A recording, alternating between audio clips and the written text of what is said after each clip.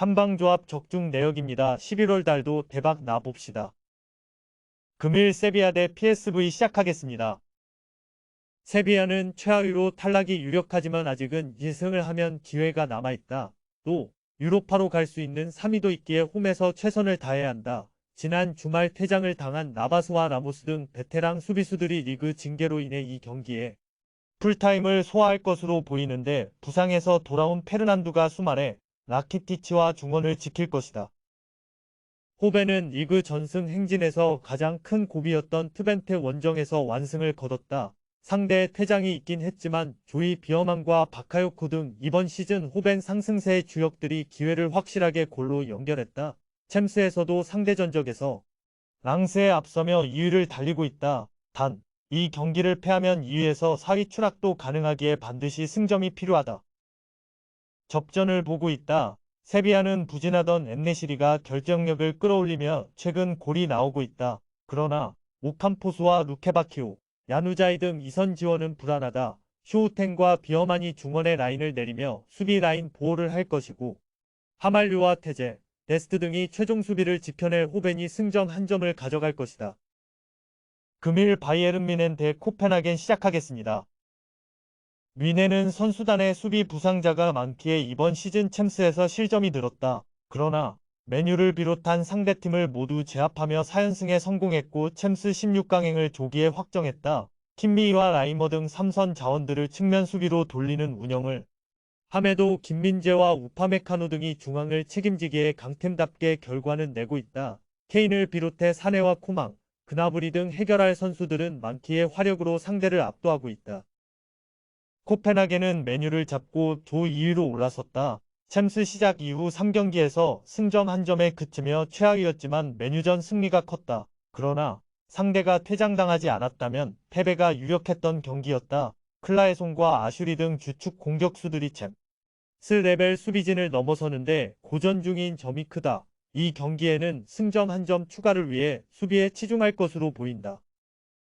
뮌헨의 승리를 본다. 코펜하겐도 레라고와 곤살베스 등 중앙에서 상대의 공세를 막아낼 미드필더진이 있다. 그러나 원정 경기력이 떨어지는 데다 수비 라인 기복이 크다. 사네와 코망 등 분데스리가 최고의 이선이 가동되어 상대 수비를 공략할 것이고 케인이 해결할 뮌헨이 승리할 것이다. 금일 아스날 대 랑스 시작하겠습니다. 아스날은 이번 시즌 리그컵 16강에서 탈락했다. 그러나 지난 라운드에서 브렌트포드를 잡고 리그 선두로 올라온 것은 물론 챔스에서도 조 1위를 달리고 있다. 랑스 원정 패배가 있긴 하지만 세비야전 2연승을 비롯해 착실하게 승점을 따냈다. 부상자 이슈가 있었음에도 초반 성적을 잘 내고 있는데 이제는 제수스와 웨데가르트 등 부상자들도 돌아온 풀핏의 전력이다. 랑스는 아스날을 잡으며 조 선두로도 올라왔었지만 어느덧 3위로 떨어졌다. 그러나 이 경기를 승리하면 1위도 노릴 수 있는 등 기회는 남아있다. 재개된 리그 경기에서는 수비가 좋은 클레르몽을 원정에서 만났는데 3골을 몰아치며 승리했고 리그왕 6위로 올라섰다. 토마송과 풀기니가 이선에서 공격 작업 전개를 잘해주고 있고 압둘사메드의 중원 존재감도 확실하다. 아스날의 승리를 본다. 이 경기를 승리하면 남은 일정과 관계없이 조 1위를 확정하고 챔스 16강으로 갈 수 있기에 동기부여가 확실하다. 홈이고 원정 패배를 리벤지해야 하는 점도 무시할 수 없다. 랑스가 원정에서 수비 위주로 경기를 풀어가며 승점 추가를 노리겠지만 제수스와 사카, 마티넬리가 공격을 주도할 수 있고 하베르츠와 라이스의 지원이 있을 아스날을 넘긴 어렵다. 금일 레알 마드리드 대 나폴리 시작하겠습니다. 레알은 사전 전승을 기록하며 이미 16강 진출에 성공했다. 나폴리 원정을 비롯해 조별 예선 전 경기를 승리했다.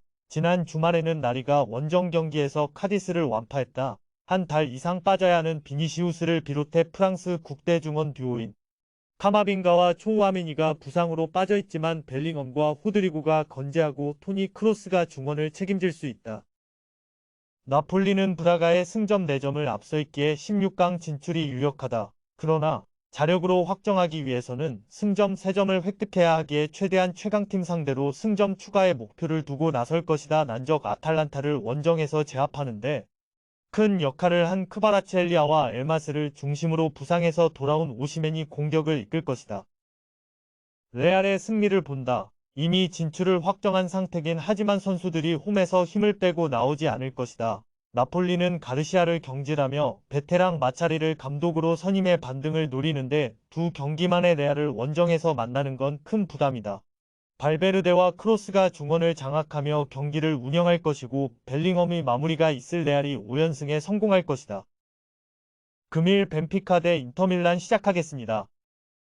벤피카는 스포르팅과 포르투, 브라가 등을 제치고 포르투갈 리그 선두를 달리고 있다. 그러나 챔스에서는 사전 전패를 당하며 이미 탈락이 확정됐다. 아직 3위에 대한 희망이 있는 건 사실이지만 잘츠부르크의 승점에서 뒤져있기에 그것도 쉬운 일은 아니다. 홈이지만 의외로 풀핏으로 경기에 나서지 않을 가능성도 있다. 인테르는 소시에다드와 함께 승점 10점을 따내며 3위 팀과의 승점 차이를 벌리고 다시 챔스 16강에 올라갔다. 지난 시즌 맨시티에 석패하며 아쉬운 준우승에 그쳤는데 이번 시즌은 리그와 챔스, 코파 이탈리아 등에서 모두 우승을 노리고 있다. 벤치에서 흐름을 바꿀 스트라이커가 적은 건 문제지만 튀랑과 라우타로가 잘해주는 데다 아르나우토비치가 복귀해 세컨 스트라이커 문제를 해결했다. 인테르의 승리를 본다. 원정 경기긴 하지만 충분히 해볼 만한 경기다. 소시에다드와 1위 경쟁을 하는 인테르는 챔스 16강 대진에서 상대조 2위를 만나기 위해 1위에 대한 동기부여가 있다. 홈이지만 의외로 힘을 빼고 나올 벤피카 상대로 경기 주도권을 잡을 수 있다. 차라노글루와 바렐라, 프라테시의 중원 조합이 상대 중원을 장악할 인테르가 승리할 것이다. 금일 조합픽은 모두 무료로 보내드렸습니다. 못 받으신 분들 및 궁금하신 분들은 영상 아래 고정 댓글로 편하게 말 걸어주세요.